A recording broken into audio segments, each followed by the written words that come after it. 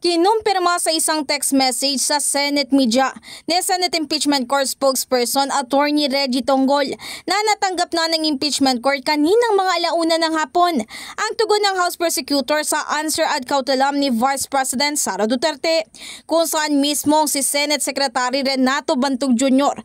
ang tumanggap nito bilang siya ang tumatayong clerk of court na naturang korte.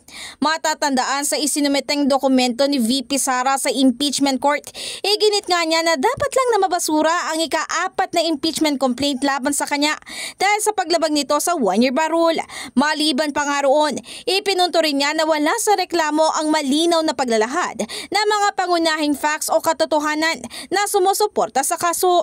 Dagdag pa niya, malinaw na ipinapakita lang nito na isang pag-abuso sa impeachment process ang nangyayari rito. Bilang tugon nga sa mga pahayag nito, sinabi ng prosecution team na pawang misleading at false material statements lang ang nakalagay sa sulat ng bise. Maaalala, ayon kay Senate President Cheese Escudero, maaaring mabasura ang impeachment complaint laban kay VP Sara kung sakaling ang magkaroon muli ng motion hinggil dito at suporta nito na mayorya na senator judges.